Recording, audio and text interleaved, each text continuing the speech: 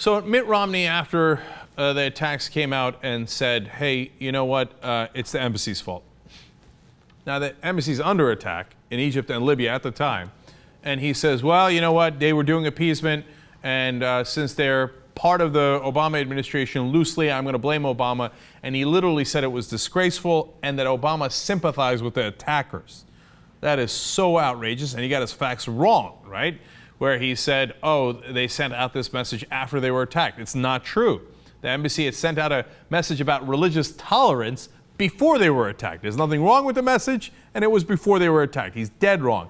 But he doubles down anyway, and then he got some criticism for that, and we showed you some of that yesterday, but Peggy Noonan continued in her Wall Street Journal article. She said, Romney looked weak today.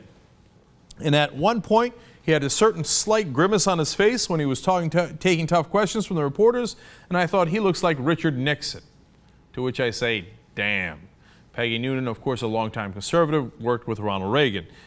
Joe Scarborough said he was absolutely flabbergasted at Romney's reaction. Bill O'Reilly even said, I'm not sure the governor is correct on that. The embassy was trying to head off the violence, being conciliatory.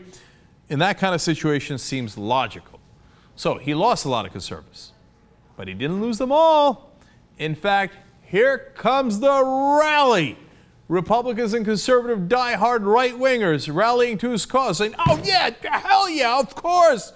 Yeah, it's all Obama's fault, that's it. Here's a J.R. Jackson compilation special for you guys, putting them all together.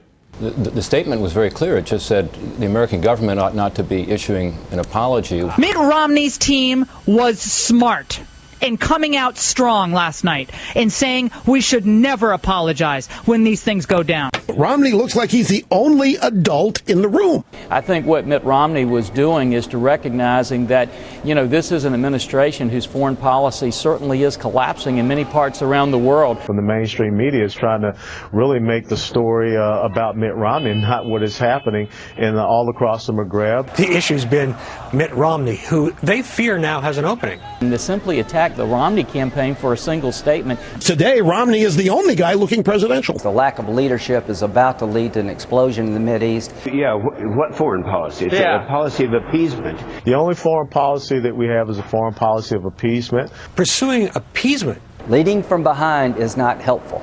There's got to be some accountability on this administration. Lack of leadership, leading from behind.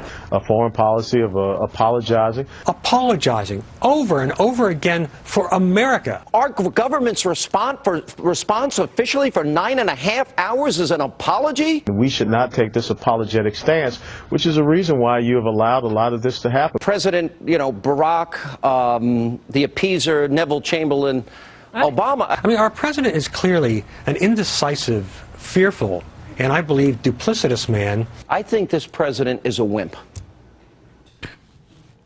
There they go again.